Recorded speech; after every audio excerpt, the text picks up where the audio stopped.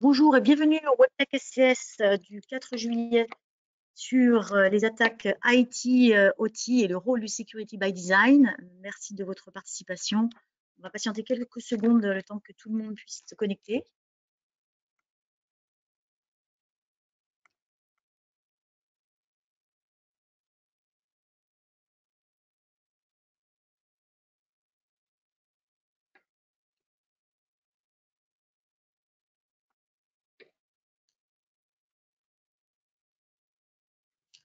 Donc, bienvenue à Thierry et Redouane pour ce WebTech sur l'accélération des attaques IT et OT, donc le rôle du Security by Design. On fera un petit zoom d'ailleurs sur le service ACS qui se nomme ainsi, accompagnement pour le Security by Design.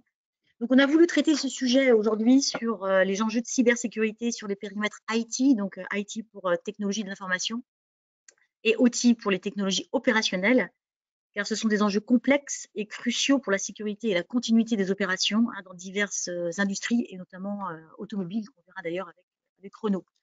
Donc, différences fondamentales, ce sont deux mondes, vous allez nous confirmer, deux mondes qui sont différents, qui ont un jargon différent, qui ont des enjeux très très différents. Et c'est vrai que la multiplication des objets connectés augmente considérablement la surface d'attaque sur l'OT. Il y a différents protocoles qu'il faut gérer. Les équipes IT et OT sont très très différentes, ont différentes connaissances aussi sur la pratique de la cybersécurité. Et donc, on verra cela avec Redouane et Thierry. Petit aperçu sur l'agenda. Donc, c'est les speakers.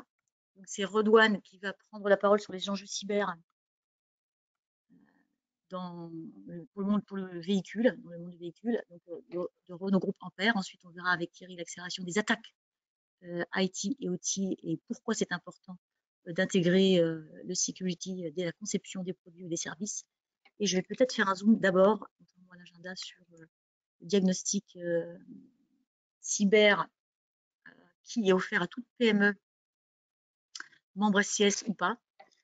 C'est un accompagnement qui est en cours, qui tient compte aussi de l'évolution de la réglementation. Je pense que vous allez en parler, Thierry Redouane, peut-être, hein, du CRA, donc du Cyber Resilience Act, qui vise à sensibiliser les PME sur l'importance de la sécurité, des attaques, de comment prévenir ces attaques et comment y faire face. Il y a une session collective et une session individuelle. Et si vous voulez des informations sur cet accompagnement, n'hésitez pas à contacter Stéphanie Cheneux. Vous avez les coordonnées en bas à gauche. Alors, on va revenir à nos speakers. Donc, Redouane Soums, expert cybersécurité chez Renault Group et Ampère, et Thierry Chenet, CEO de Proven Run. Donc, on vous a réunis tous les deux pour ce WebTech parce que aussi, vous avez aussi travaillé ensemble, je crois. Oui, bonjour à tous. Je suis très heureux de participer à ce WebTech. Effectivement, on a travaillé ensemble et on a préparé une présentation. En réalité, on a imbriqué nos contributions respectives. Alors, je vais essayer de partager mon écran.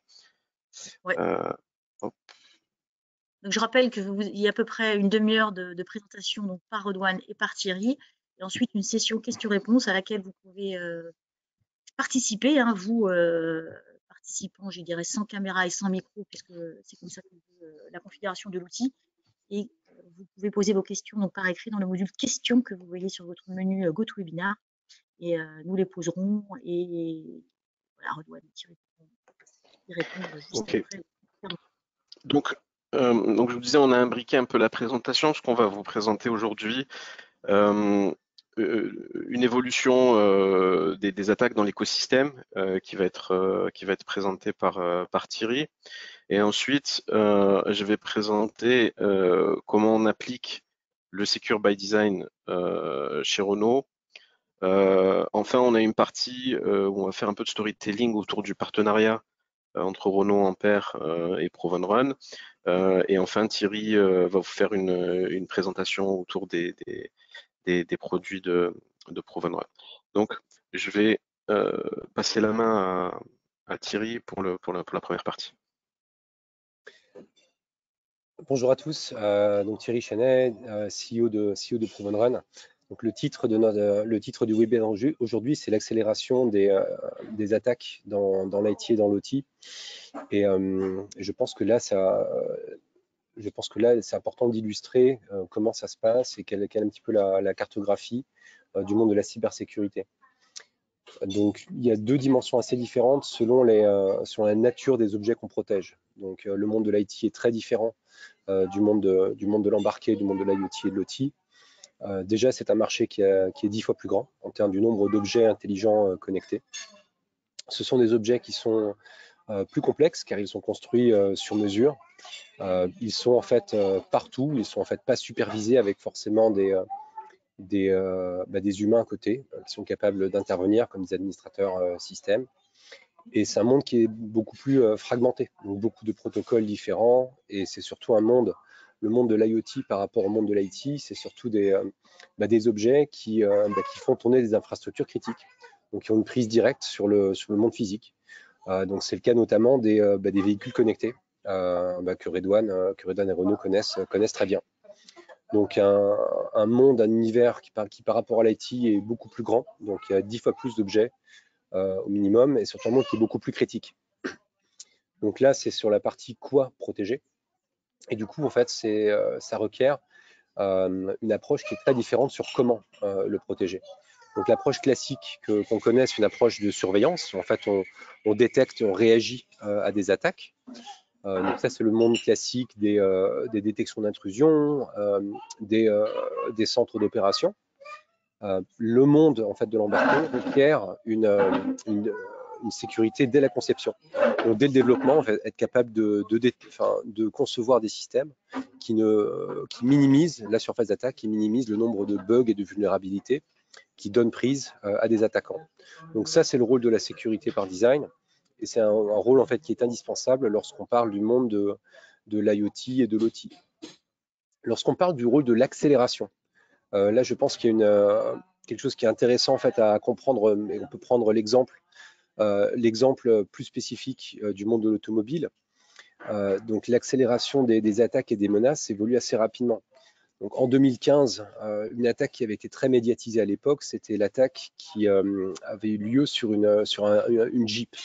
Donc aux États-Unis, il y a eu deux chercheurs qui avaient réussi à prendre le contrôle à distance d'une Jeep via un module de connectivité qui s'appelait Uconnect, qui permettait de passer des appels dans la voiture. Et donc, en partant de ce point d'entrée-là, les deux chercheurs ont été capables de prendre le contrôle du véhicule complet, donc y compris des systèmes qui étaient liés à la safety, donc le moteur, y compris le contrôle moteur du véhicule.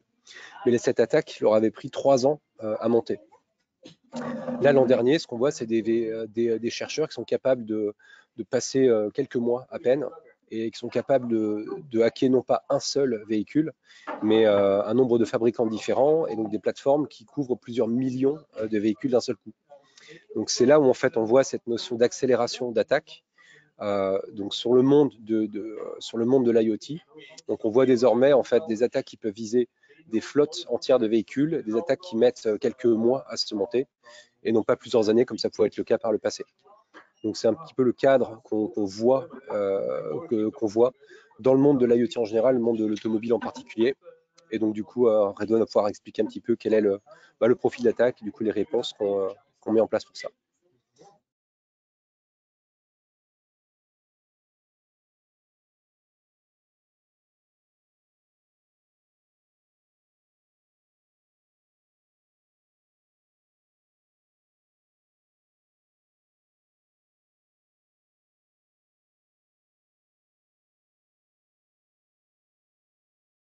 J'entends pas Redouane. Vous entendez Redouane?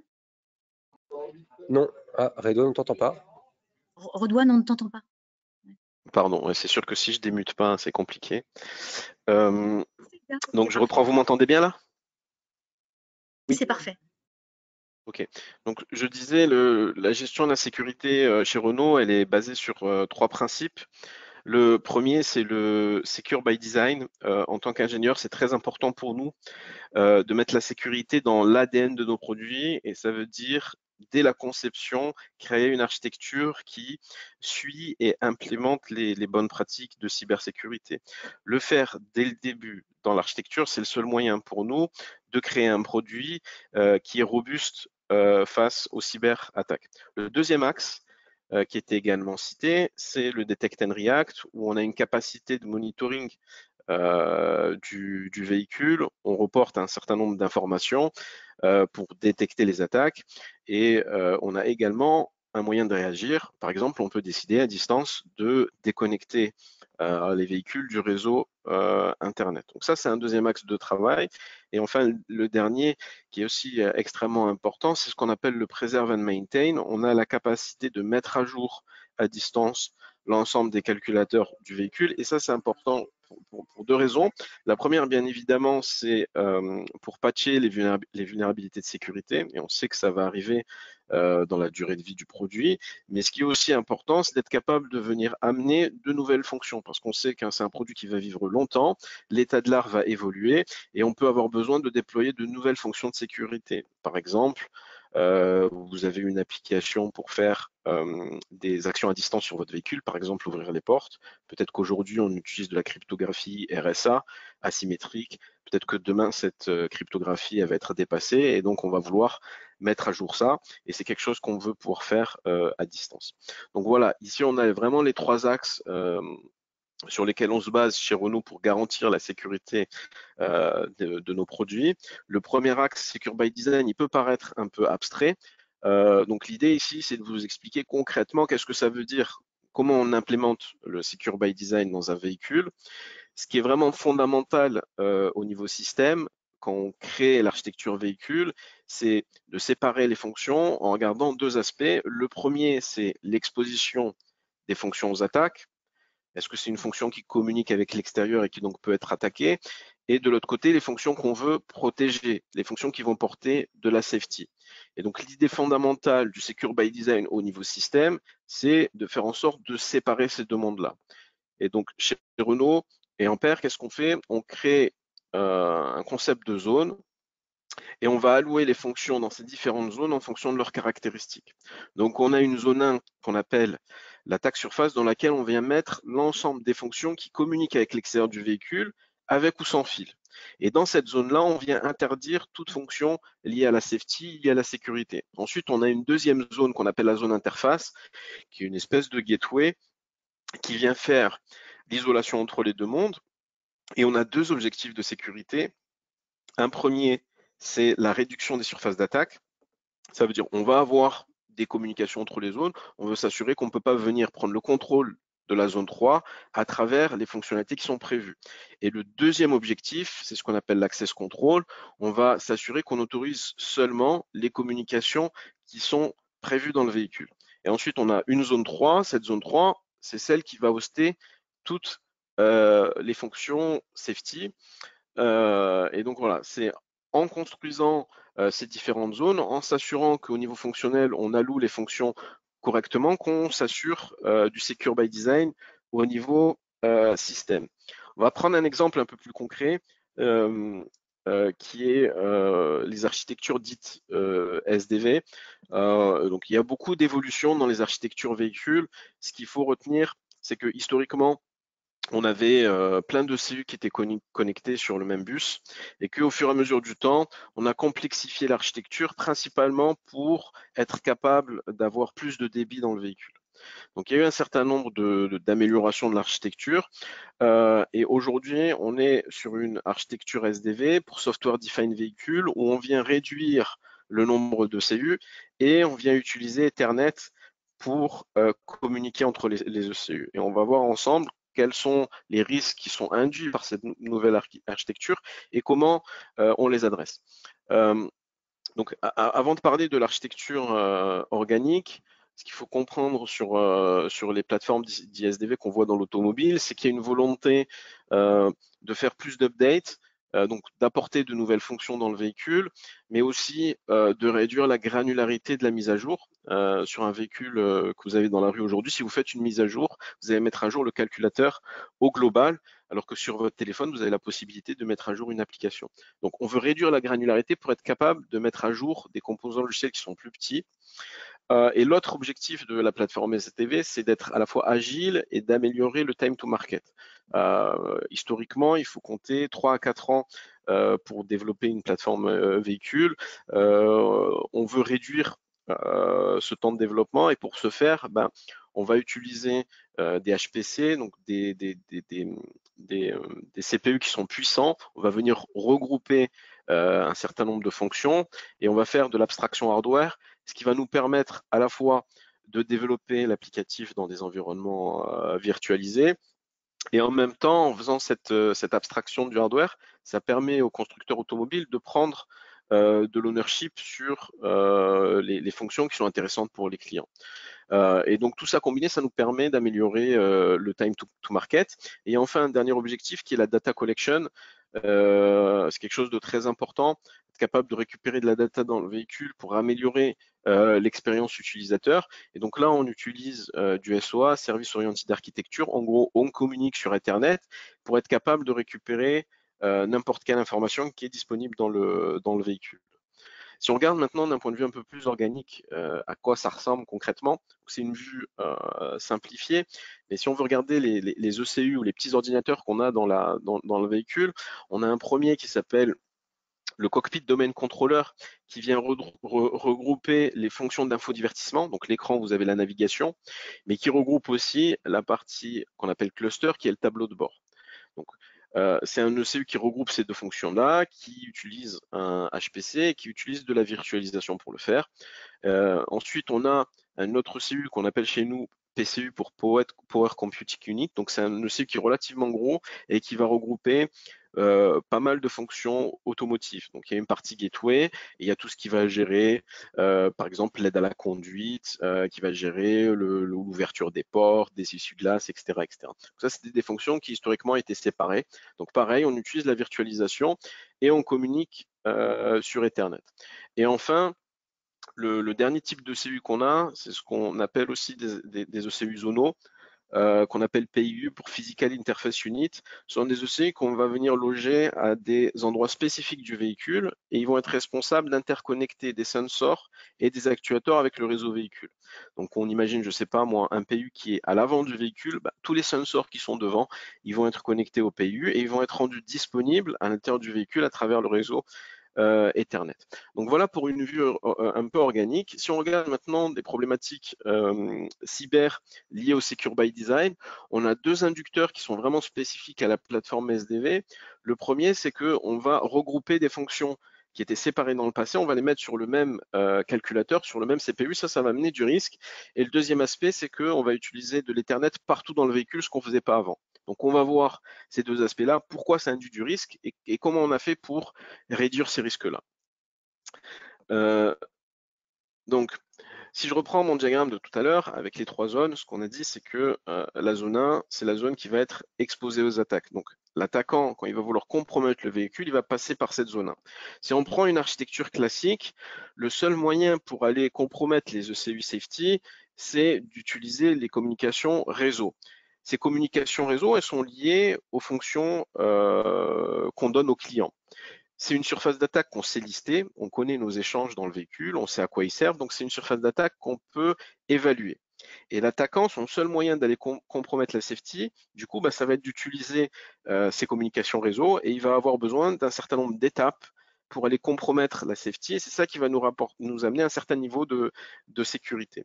Si on prend une plateforme SDV et que schématiquement on décide de mettre ces trois mondes-là sur le même CPU, on va venir partager un certain nombre de ressources, hardware et software, et du coup on a un nouveau risque, un nouveau chemin d'attaque que vous voyez ici en orange. Et la difficulté principale sur ce nouveau chemin, c'est l'exhaustivité des surfaces d'attaque. Autant sur le chemin bleu, je sais lister mes communications, je connais mes surfaces d'attaque. Sur le chemin orange, c'est beaucoup plus compliqué. d'être exhaustif. Du coup, comment on fait pour introduire cette virtualisation tout en conservant un niveau de sécurité acceptable au niveau système? C'est ça la difficulté. Si on zoome un peu plus et on se pose la question de qu'est-ce qu'on partage, en réalité, on partage beaucoup de choses. On va avoir un système de boot qui va être commun, on va partager un boot ROM, un boot loader, peut-être qu'on a un HSM ou un composant de sécurité qui va être partagé entre les VM. Au final, on partage le même CPU et on a vu des attaques, notamment Spectre et Meltdown. On peut imaginer des problèmes sur les mécanismes d'isolation du CPU ou encore des attaques sur l'hypervisor. Et cette liste-là, elle n'est pas nécessairement exhaustive. Donc au final, on partage énormément de choses et c'est extrêmement difficile d'être exhaustif dans l'exercice pour pouvoir évaluer toutes ces surfaces d'attaque-là. Le deuxième inducteur de risque, c'est les communications réseau. Historiquement, dans le véhicule, on utilisait le réseau CAN pour communiquer entre les ECU. Il faut savoir que le CAN high speed, c'est un protocole qui est relativement simple. Et dans nos analyses de risque, on estime que la surface d'attaque, elle n'est pas suffisante pour faire un RCE, Remote Code Execution, en d'autres termes, prendre le contrôle d'un autre ECU. Donc si je prends le schéma de droite, ce qu'on dit en réalité, c'est que sur les anciennes plateformes, le protocole de communication, il est tellement simple qu'il va être extrêmement difficile et donc avoir une probabilité extrêmement faible de pouvoir compromettre depuis la zone 1 un ECU de zone 3. On avait dans le passé de l'utilisation d'Ethernet, mais sur les anciennes architectures, l'Ethernet, il n'était pas utilisé entre les zones. Par contre, sur SDV, on décide d'utiliser Ethernet partout. La stack software qui est utilisée pour l'Ethernet, elle est beaucoup plus compliquée, les couches s'empilent. Et à partir du moment où on a plus de software, mécaniquement, la probabilité d'occurrence d'une vulnérabilité, elle est plus élevée. Comment est-ce qu'on peut introduire Ethernet partout dans le véhicule tout en maintenant un niveau de sécurité qui est acceptable? C'est le deuxième challenge. Si on veut une représentation un peu plus détaillée, à gauche, vous avez une représentation du modèle OSI avec les différentes couches réseau qui s'empilent. On voit que c'est relativement simple. On utilise juste 8 bytes au niveau applicatif. Si on prend un protocole SOMIP, qui est un protocole de RPC, Remote Procedure Call, dans le monde automobile, on voit que les couches s'empilent. On a de l'Ethernet, de l'IP, de l'UDP et du SOMIP tout en haut. Chaque couche, potentiellement, elle est attaquable. Je vous partage aussi des vulnérabilités. Vous pouvez aller jeter un œil sur comment on peut exploiter des vulnérabilités sur ces couches-là dans d'autres systèmes d'exploitation. C'est un exemple. Donc, là, on va parler un peu des vraies attaques, juste pour prouver que c'est pas de la science-fiction. On donne un exemple ici qui a été présenté à Pontoon en 2022. Les attaquants de Synactive, qui est une société de penetration test française, ils ont réussi à compromettre une Tesla en utilisant une vulnérabilité dans le Connectivity Manager qu'ils ont pu attaquer à travers le Wi-Fi. La primitive de base ou le bug de base, c'était qu'ils étaient capables en mémoire de remplacer une certaine valeur par une autre quelque part en DDR. Ils avaient aussi la possibilité de faire des malloc et des free. En gros, il y avait une mauvaise gestion de la mémoire. Avec ce bug-là, ils ont réussi à distance, en 0 clic, donc sans interaction à l'intérieur du véhicule, d'être capable en gros d'exécuter du code sur l'IVI et au final de bypasser tous les mécanismes de sécurité et de prendre le contrôle de l'IVI et donc d'utiliser tous les privilèges de l'IVI. L'IVI, c'est l'écran de multimédia. Donc, ils étaient capables de jouer avec les essuie-glaces, puisque vous pouvez contrôler les essuie-glaces sur l'IVI. Ils étaient capables d'ouvrir le coffre devant, les portes, les fenêtres, etc. Pour reprendre ce que disait Thierry, le temps nécessaire pour cette attaque, c'était quelques mois et on a fait une évaluation du coût qui est relativement faible, vu l'impact qui est de 200 000 euros.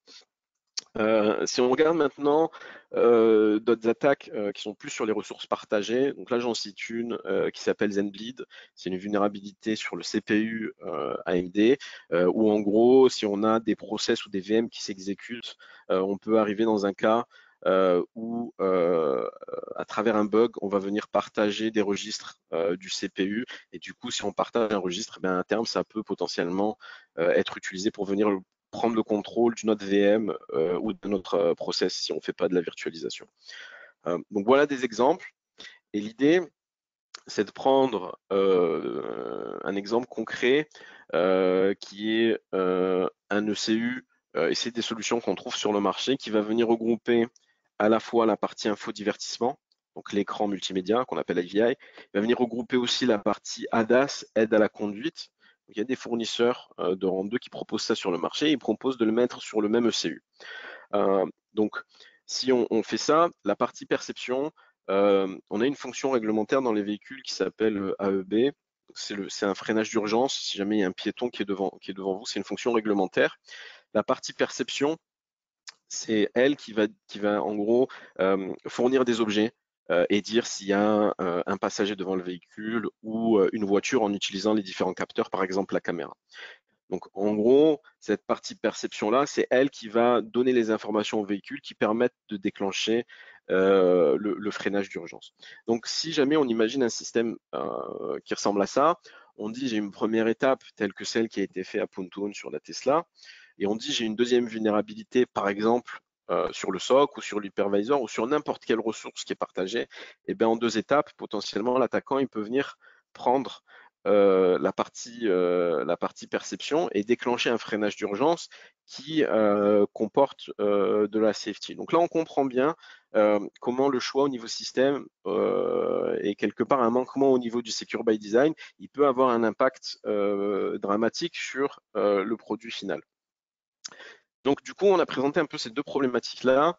On a montré des attaques concrètes sur comment ces problématiques-là elles peuvent nous impacter. Et là, on va voir ensemble comment on a décidé de couvrir ces attaques-là. Donc je reprends mon schéma avec les 3 zones. On a dit on a un chemin classique en bleu qui permet de compromettre les autres ECU. On a rajouté potentiellement un chemin qui est partagé. Qu'est-ce qu'on fait? Donc ce qu'on a décidé de faire aujourd'hui, en tout cas chez Renault, c'est d'interdire le partage entre zones. Ce qui veut dire que le chemin orange, il est plus intéressant pour l'attaquant puisqu'il ne lui permet pas de passer d'une zone à l'autre. Donc c'est ce qu'on a décidé de faire, ne pas partager de ressources hardware entre zones. Donc ça, c'est pour le premier risque. Le deuxième risque qu'on a présenté, c'est les communications réseau. Je le rappelle, on a du CAN. Dans le passé, c'était très simple, pas d'attaque potentielle. On utilise de l'Ethernet potentiellement. C'est plus facile d'exploiter une vulnérabilité. Ce qu'on a décidé de faire, c'est de développer un enabler qu'on appelle le protocol breaker, qui est un élément intermédiaire qu'on va mettre dans la zone 2 et qui va venir terminer l'ensemble des communications. C'est une recommandation de l'ANSI, notamment dans l'IT, et c'est utilisé dans d'autres domaines, dans les avions, mais aussi dans le militaire. On fait la promotion du langage Rust, qui est un langage de programmation qui est memory safe, et on sait qu'à peu près 70% des vulnérabilités exploitées concernent la gestion de la mémoire. Et pour l'implémentation de ce protocol breaker, on a décidé d'utiliser comme système d'exploitation Proven Core, qui est un système d'exploitation qui est prouvé formellement. Et aussi, on a un contrat de partenariat pour le développement de la partie applicative. Je vais donner la main à Thierry pour le slide suivant.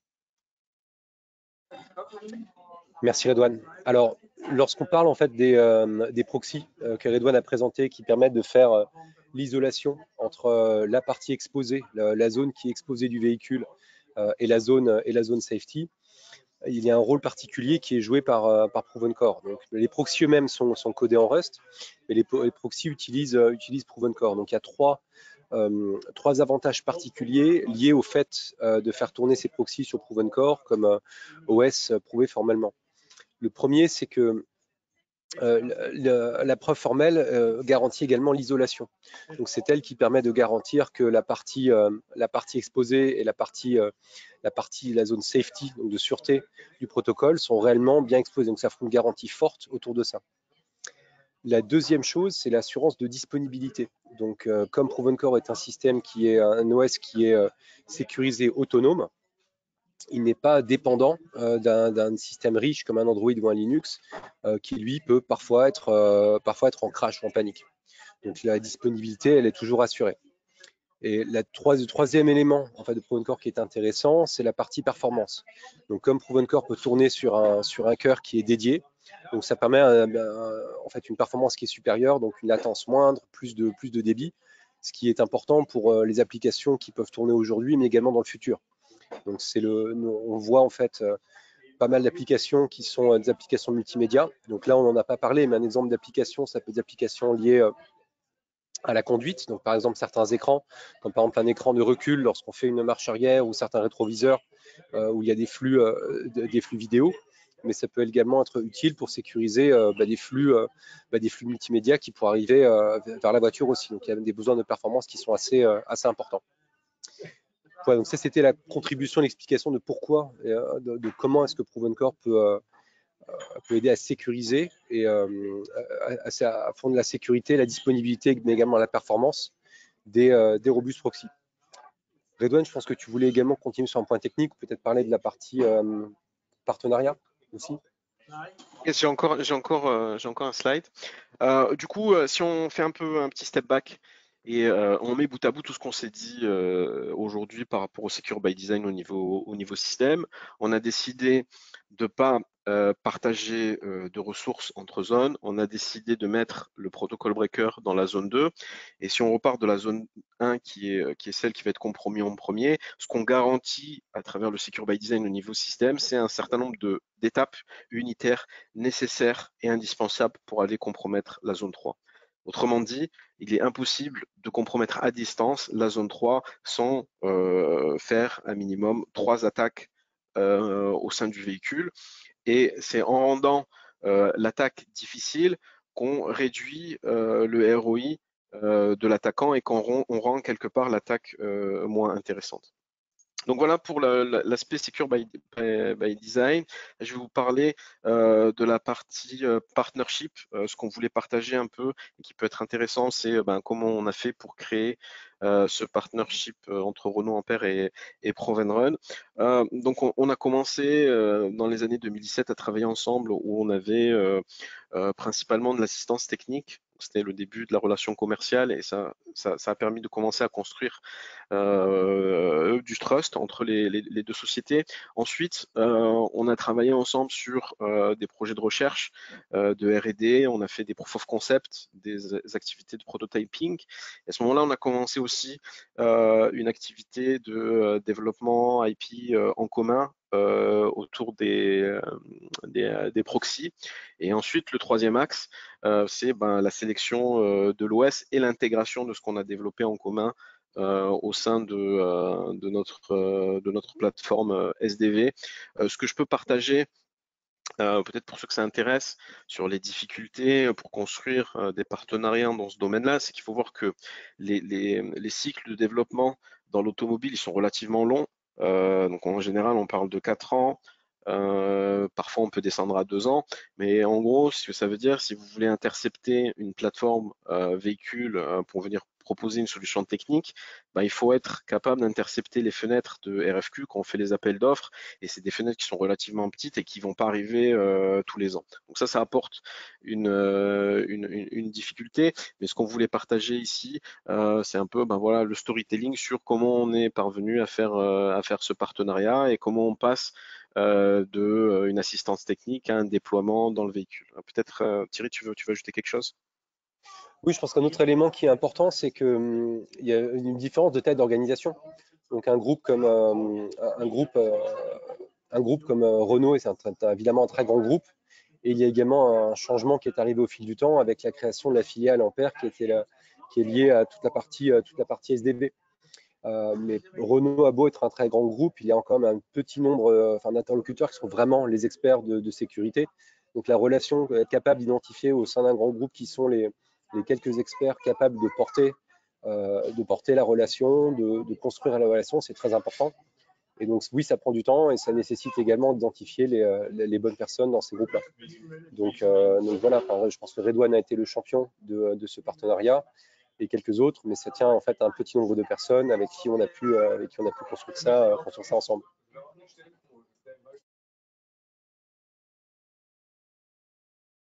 Merci Thierry. Du coup, je te laisse la main. Je pense que c'est les slides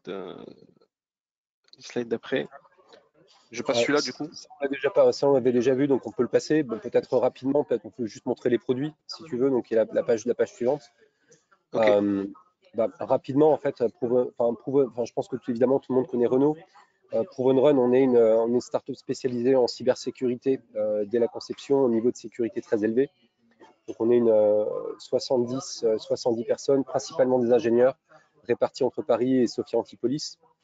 Nos produits sont liés, sont principalement des OS à très haut niveau de sécurité pour les microprocesseurs, pour les microcontrôleurs.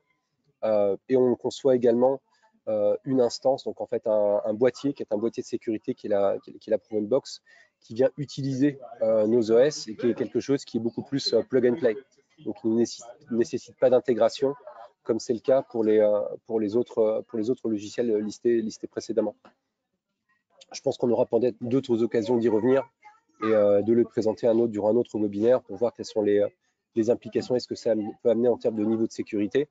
Mais je pense qu'on l'a bien illustré avec l'exemple de l'automobile que les équations économiques sont en train de changer. Donc les attaquants arrivent à concevoir beaucoup plus rapidement des attaques moins chères et qui peuvent avoir un impact beaucoup plus important. Donc ça augmente le besoin de nécessité, le besoin d'avoir une qualité et des niveaux de sécurité qui sont beaucoup plus importants pour protéger des flottes entières. Donc c'est exactement la vision qu'on poursuit chez Proven Run et qu'on a pu déployer avec Renault pour leurs véhicules connectés. Voilà, je pense qu'avec Redouane, on a fait un petit peu le tour donc de l'accélération des attaques en IoT et dans l'automobile. Et évidemment, on sera très content de répondre à vos questions.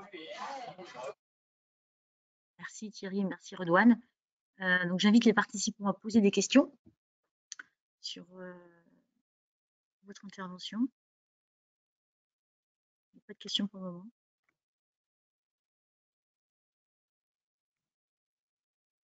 Vous avez travaillé donc ensemble que sur, aujourd'hui sur la filière automobile, mais c'est vrai qu'il y a des problématiques, des enjeux, des solutions, des méthodologies similaires sur d'autres filières aussi, non? Alors, une chose qui est assez intéressante, c'est que oui, c'est le cas dans d'autres filières. Et durant très longtemps, l'automobile prenait son inspiration dans d'autres secteurs. Donc, Redouane citait au début tout ce qui est aérospatial et défense. Mais maintenant, en fait, l'inspiration se fait en sens inverse. Donc, de la même façon qu'on voit Musk qui a créé d'abord Tesla puis ensuite SpaceX, là, de notre côté, nous, on voit beaucoup d'acteurs de l'aérospatial et la défense qui viennent s'inspirer du monde de l'automobile pour certaines architectures de cybersécurité. Donc, une grande partie des principes qu'on a expliqués ici sont valables dans d'autres secteurs. J'ai l'impression que c'est vrai, pas seulement pour ces solutions de cybersécurité, l'intelligence artificielle aussi, c'est le monde de la défense en général s'inspire du monde civil aujourd'hui, contrairement aux années précédentes. En fait. Il y a une vitesse d'innovation qui est juste pas la même, donc oui. C'est ça, oui. Ah, une question. Donc c'est une personne qui travaille pour Schneider. Ah, il dit qu'il fait exactement la même chose pour l'automatisation industrielle. C'est Schneider à Moi, Carrots. je vois pas les questions. C'est normal. C'est normal, Redouane. Donc, je vois les questions. Donc la question, qu'est-ce que c'était c'est pas vraiment une question. Il dit que cette personne dit qu'elle fait exactement la même chose que vous, mais sur l'automatisation industrielle. Hein, donc dans le domaine industrie. Oui, quoi,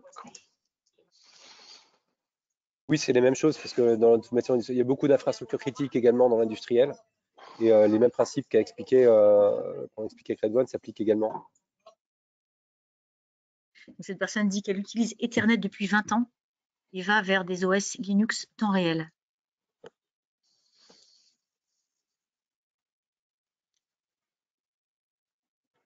Bon, pas d'autres questions? Pourtant, j'ai sollicité plusieurs personnes qui nous connaissent bien.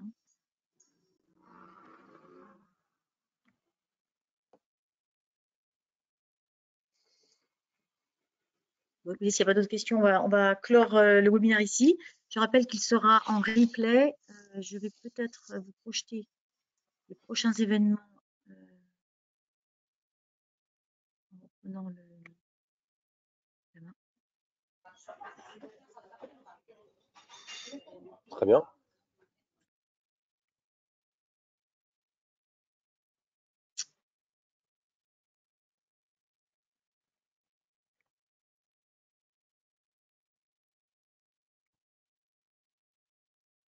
Je me renomme comme présentateur.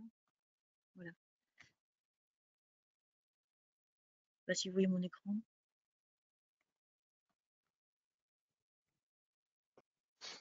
Si, c'est visible. Prochains événements.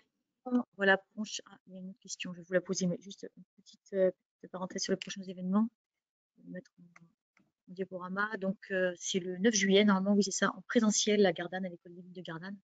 On va faire une rencontre SCS, bien sûr, mais avec deux autres réseaux, hein, deux autres écosystèmes, comme le nôtre, mais nationaux, d'envergure nationale. C'est le réseau Mesure, que vous connaissez peut-être, et le CFM, hein, le Centre français de métrologie. On fait venir donc des acteurs qui sont dans le domaine de la mesure, hein, de la métrologie, de l'instrumentation, qui sont intéressés de connaître les technologies innovantes autour de l'IoT notamment, pour les intégrer dans leurs offres et dans leurs services. Et ça, c'est une première, effectivement, et on l'a fait à l'école des mines de Gardanne le 9 juillet matin, avec une partie conférence, talk, table ronde, atelier et visite également sur place de certains labos de l'école des mines de Gardanne. On fait aussi un after-work à Montpellier. Ah, j'ai cliqué sur le lien. Voilà. C'est le 9 juillet aussi, mais le soir à partir de 18h. Ça, c'est pour rencontrer SCS et avec sa nouvelle envergure qui intègre l'écosystème photonique. On fait une conférence sur tout ce qui est IA, Data Analytics, le 11 juillet chez Amadeus, avec Amadeus évidemment, mais aussi avec beaucoup d'acteurs du territoire très innovants, grands groupes et start-up notamment, hein, avec SAP Labs, ARM, Accenture et son nouveau Gen AI Studio, Eurecom bien sûr, Amadeus, je l'ai dit, le 3IA, hein, l'Institut interdisciplinaire d'intelligence artificielle, qui vont témoigner, la région aussi, qui vont témoigner sur les nouveaux dispositifs de financement notamment d'ailleurs, et les nouvelles mesures en place pour aider à la compétitivité sur l'intelligence artificielle, hein, que ce soit au niveau des, je dirais, des communs, des fondamentaux, mais aussi sur les usages et les services qui peuvent intégrer de l'intelligence artificielle pour ajouter de la valeur. Et puis, nous organisons 2 prochains WebTech. Le prochain, c'est bientôt, c'est en juillet, sur l'intelligence artificielle également. C'est pourquoi l'intelligence artificielle est sous influence. On aura la chance d'accueillir une très grande scientifique de l'Université de Côte d'Azur qui vient de publier un rapport sur l'IA et les minorités.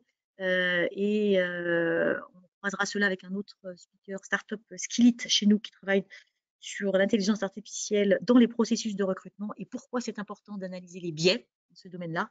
Et puis enfin, on restera dans le monde industriel le 13 septembre avec la présentation de deux speakers qui travaillent dans un, on va dire, Innovation Lab autour de l'intelligence artificielle aussi, et qui présenteront leur cas d'usage, et notamment leur cas d'usage dans le domaine industriel. Je vais de ce pas revenir à la question s'il y en a une. Voilà, c'est une personne qui dit que les temps de développement voilà, chez Schneider Caros sont beaucoup plus longs que les vôtres et suggère qu'elle présente elle-même sa vision des choses et sa méthodologie contre les attaques IT-OT dans un prochain webinaire. Bienvenue. Ok, merci à vous. Avec plaisir, on participera pour écouter. C'est toujours intéressant de s'inspirer des autres domaines. Merci à tous. Je peux vous mettre en relation. Oui, je peux vous mettre en relation dans un prochain mail. Et puis, je partagerai avec vous, bien sûr, le résultat de satisfaction. Je prie pour dire aux auditeurs qu'effectivement, un petit questionnaire va s'afficher. Ça prendra 30 secondes. Merci de le remplir. Et rendez-vous au prochain, donc le 16 juillet, sur l'IA et les minorités et les biais. Bonne journée à tous. Au revoir. Merci beaucoup. Au revoir.